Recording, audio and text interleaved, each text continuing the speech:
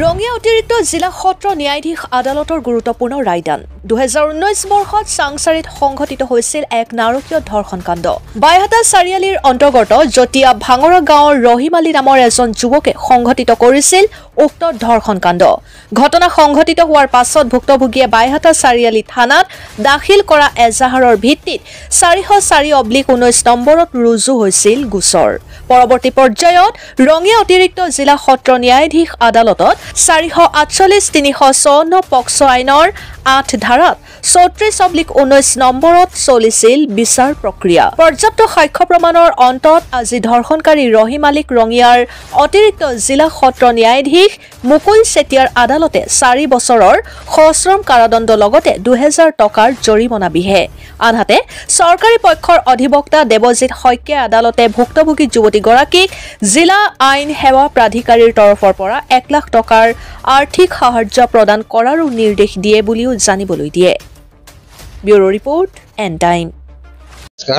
আজি ৰঙিয়াৰ অতিৰিক্ত জিলা আৰু সত্ৰ ন্যায়াধীশ লগতে স্পেচিয়েল পক্সো আদালতৰ ন্যায়াধীশ মুকুল চেতিয়াৰ আদালতে এক ধৰ্ষণৰ গোচৰত একিউজ ৰহিম আলীক 4 বছৰৰ সশ্ৰম কাৰাদণ্ড বিহিছে আৰু তেওঁক 448, 354B আৰু 8 of the পক্সো এক্ট এই 3টা ধাৰাৰ অধীনত তেওঁক 4 বছৰৰ সশ্ৰম কাৰাদণ্ড বিহিছে। লগতে নগদ 2000 টকাৰ জৰিমনা বিহিছে আৰু এই 2000 টকাৰ জৰিমনা অবিহনে তেওঁক 1 মাহৰ চিম্পল ইমপ্ৰিজনমেণ্ট আজি এই ৰায়যোগে ঘোষণা কৰিছে।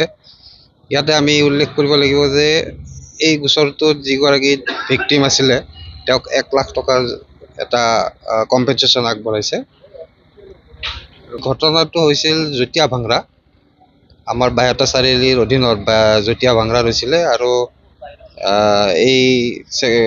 এই গোচৰটো Baihata Chariali PS cash number 404/19 আৰু স্পেচিয়েল পক্সো 34/19 এই গোচৰ যোগে ৰঙিয়াৰ এই মহামান্য আদালতত বিচাৰ চলি আছিলে আৰু এই বিচাৰৰ আজি চূড়ান্ত দিনত আজি এই ৰায়যোগে আসামী ৰহিম আলীৰ ওপৰত এই 4 বছৰৰ সশ্ৰম কাৰাদণ্ডটো দিছে।